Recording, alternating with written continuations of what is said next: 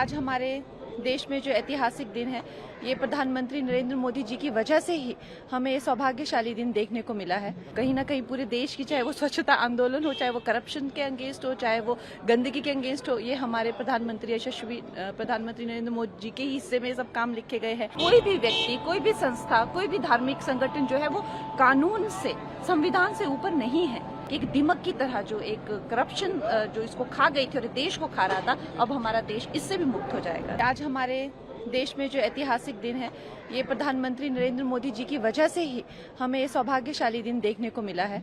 अब आप सोचिए कि इस तरह की कितनी ऐसी व्यवस्थाएं हैं जो देश को जो है, आप खुद एक बात, कितनी अविश्वसनीय ये बात है कि कोई चीज क्या इस देश में कानून से बढ़ के हो सकती है, जिसपे कानून ही नहीं है, वो उसको बिल्कुल इम्यूनिटी मिली हुई है।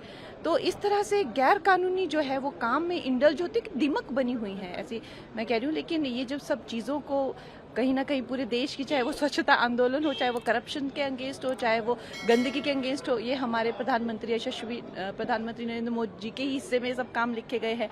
तो सारा देश जो है इस एक उन्मुक्त है कि इतना बड़ा, आप देखिए कि मतलब जितने देशों का एरिया नहीं होता है, उतना एरिया जो है उस पर कब्जा किया हुआ है। और अब वो जो है पूरी रेगुलेटेड जो बॉडीज हो गई, चाहे वो डीसी हो गए, कलेक्टर हो गए, वो जो है उन चीज़ों को जो है अब देख रेख करेंगे सरकार के उसमें। और सबसे बड़ी बात जो है, अगर कोई भी उन्होंने गैर कानूनी काम अगर वो करेंगे तो कानूनी व्यवस्थाएं जो है उनको पूछ सकती हैं।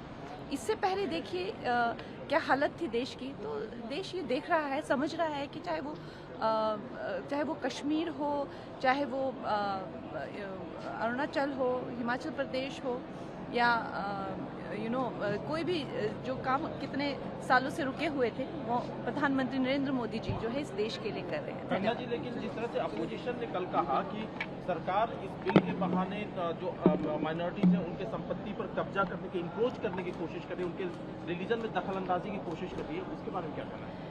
देखिए, ये जो हमारे जो विपक्ष इसको जितना विस्तृत रूप से बताना था, हमारे होम मिनिस्टर जी ने, किरण रिजिजू जी ने बहुत इलैबोरेट इसको किया हुआ है।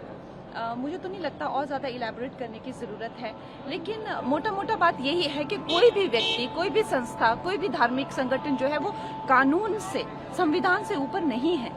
ये जो बिल है, अगर मोटा मोटा इसका मैं कहूँ कि क्या इसकी बॉटम लाइन यही है कि इस देश के संविधान से ऊपर कोई भी नहीं है। तो ये हमें आज ये सौभाग्य प्राप्त हुआ है कि एक दीमक की तरह जो एक करप्शन जो इसको खा गई थी और देश को खा रहा था, अब हमारा देश इससे भी मुक्त हो जाएगा।